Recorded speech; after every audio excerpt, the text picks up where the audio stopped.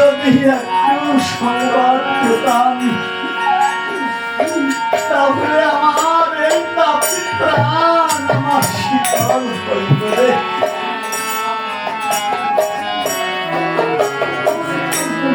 কত কষ্ট করে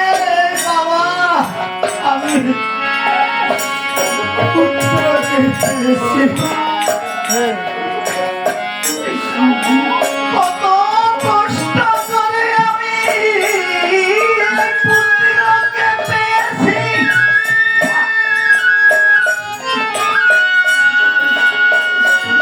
আজকে সেই পুত্র আমার সে মরে গেছে না বেঁচে গেছে আমি তার কোনো খবর পেলাম না।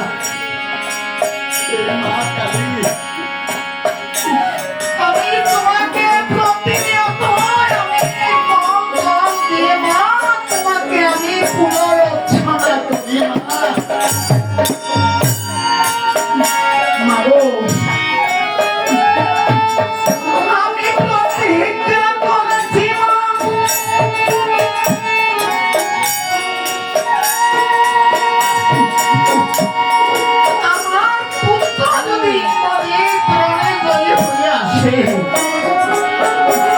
আমি তোমাকে নতুন করে নতুন ভাবে তোমাকে আমি পুনরুচ্ছাদা করব। আজকে আমি এমন ভাবে তোমাকে পুনরুচ্ছাদা করব মা তুমি সন্তুষ্ট হবে মা। আমি প্রতিজ্ঞা করেছি যদি আমার হয়ে হয়ে আসে আমি ওরে কালিকে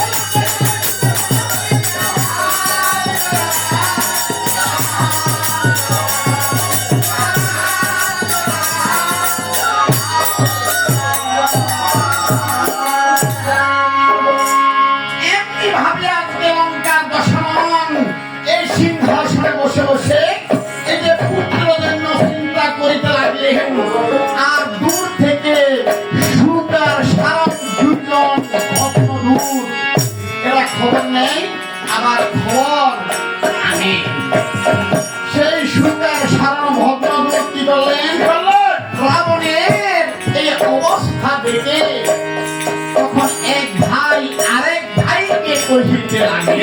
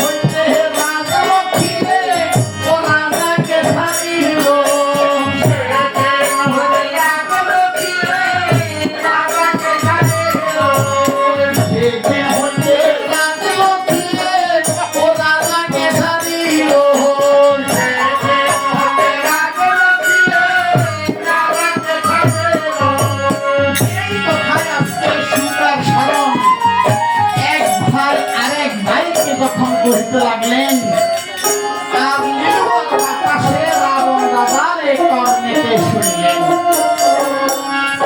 কর্ণেতে যখন শুনলেন আর ক্ষিপ্ত হয়ে রাবণ দাদা সীতা সাগরকে বহিতে লাগলেন। কি কহিলে দুধ অঙ্গে লাগে ব্যথা, আজকে দুধ বলে ক্ষান্ত করলাম না হলে এই খড় গাগাতে কাছে কামতে ধুই পাই না। ওরে এই কথা দুধ আজকে যখন শুনলেন সেখান থেকে ভয়ে তারা মুক্ত হইয়া গেলেন। কোথায় গেলেন? কোথায় গেলেন? যেখানে রাবণের ছেলে ইন্দ্রজিৎ আর লক্ষণ যুদ্ধ করিতেছে সেইখানে গিয়ে তখন অমনি দর্শন দিলেন। আজকে এই ইন্দ্রজিৎ লক্ষণে যুদ্ধ করিতেছে সেইখানে গিয়ে দেখলেন লক্ষণ কেমন করে ইন্দ্রজিতের প্রতি বাণ নিক্ষেপ করেছেন আর ইন্দ্রজিৎ কেমন করে লক্ষণের প্রতি বাণ নিক্ষেপ করেছেন। কেমন করে?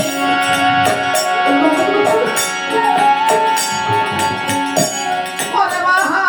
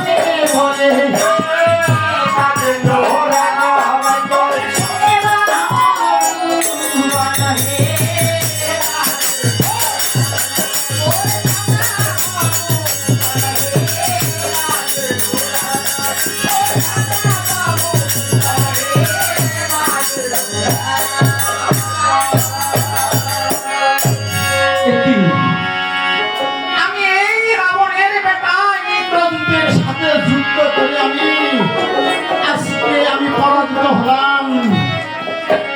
আজকে আমার এই বংশের কলঙ্ক হলো, সূর্য বংশের আমার কলঙ্ক হলো। এখন আমি কি করি? বিভীষণকে একটু বলি, ও মিত্র বিভীষণ, শুনেন দিয়ে মন। ও মিত্র বিভীষণ, আমি এর এক কোষের বেটার সাথে যুদ্ধ করে আমি আজকে পরাজয় বরণ করলাম। এখন আমি কেমন করে এই ইন্দ্রজিতের সাথে পুনরায় যুদ্ধ করে আমি জয়ী হব? আমাকে আপনি উপায় করে বলেন।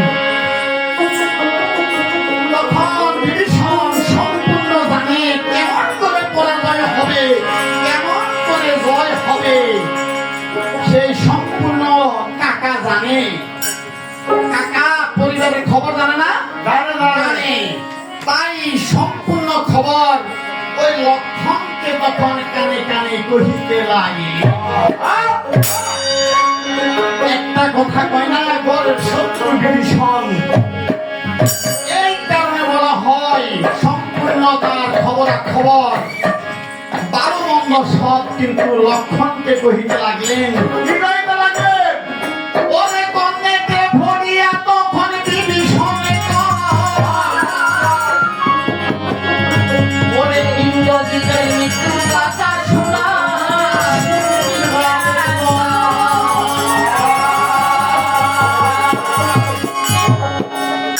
ইন্দ্রজিতের মৃত্যুর কথা বলছি, তুমি শোনো, সুমিত্রার তো নয়। পূর্বে ইন্দ্রজিৎকে ব্রহ্মায় দিয়েছিলেন বর, এই যে মৃত্যুর যজ্ঞ করিলে তার না হইবে মরণ। মৃত্যুর যজ্ঞ করিলে ইন্দ্রজিতের মরণ হবে না? না না না না, কিছুতে কেউ তাকে মারতে পারবে না। কি বলছেন? হ্যাঁ, কেউ কাউকে, হ্যাঁ, এতে এমন সময় মারিতে পারেনি না। তাহলে বলেন, আমাকে উপায় বলেন, কেমন করে ইন্দ্রজিতের মরণ হইবে? তখন সে বলছেন, কাকা বিভীষণ, আগামী কল্যাণী কুটিলার যজ্ঞ করিলে ইন্দ্রজিৎ ওই কুটিলার যজ্ঞ ভঙ্গ করিতে পারলে তার মরণ হইবে।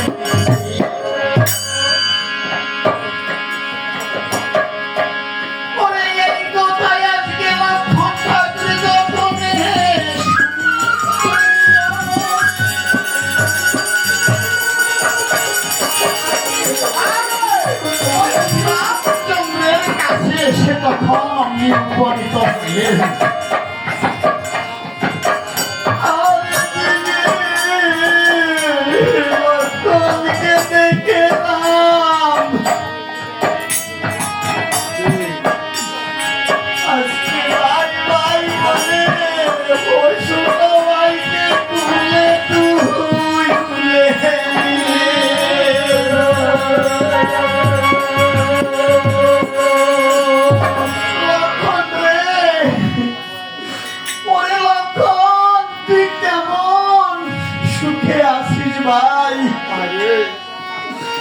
আজকে 7 দিন হয়ে গেল ভাই, তুই খবর পেলাম না।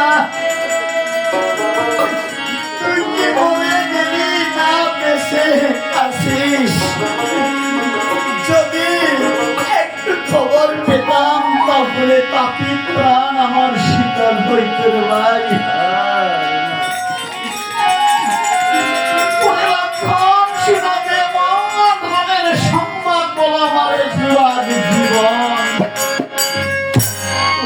বলছেন বড় ভাই শ্রীরামচন্দ্রকে, দাদা গো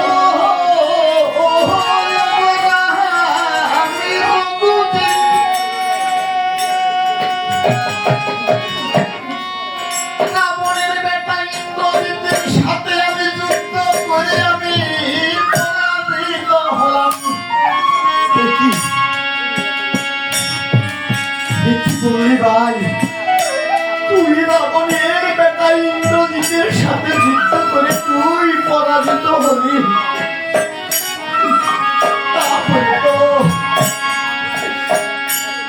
তাহলে রাবণ আর মরবে না। রাবণ যদি না মারা যায়, আমি কেমন করে আমার লক্ষ্মী সীতাকে আমি উদ্ধার করবো? তখন বিভীষণ কয়, ও ব্রহ্ম সনাতন, শুনেন দিয়ে মন, এই পৃথিবীতে জন্ম নিলে একদিন মৃত্যু হয়। এই পৃথিবীতে যারা জন্ম নিয়েছে তারা একদিন মৃত্যুবরণ করিতে হইবে। এটা হলো সন্দেহ। সন্দেহ একদিন পৃথিবীর মুখ থেকে বিদায় নিতে হবে। এই যে দালান কোঠা সোনার সংসার,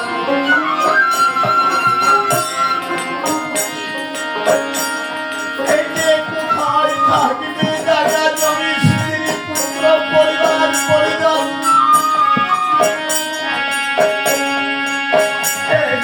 সবাইকে বিদায় নিতে হবে।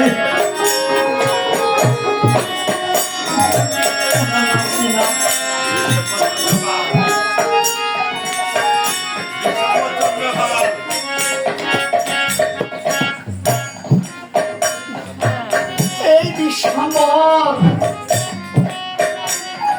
দাসার এই পৃথিবীতে নাই।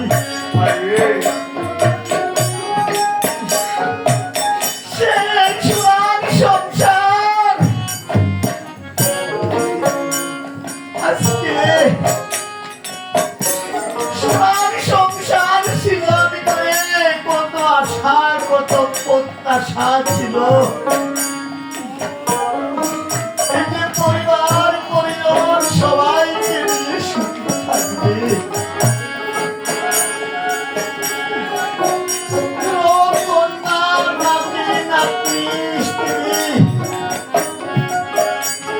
সবাইকে নিয়ে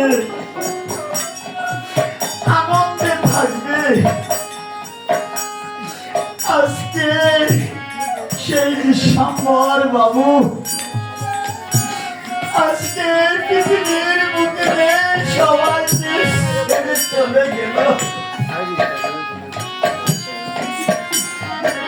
জন্মের মতো চলে গেল, আর কোনদিন আসবে না রে।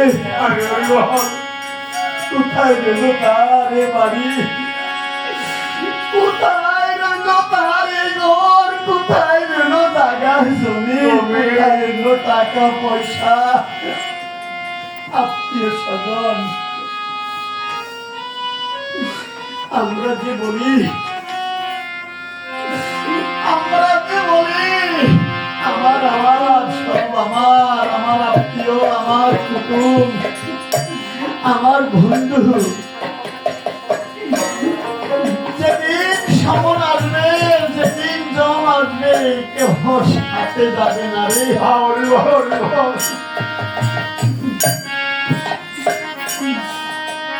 ওরে কোথায় হবে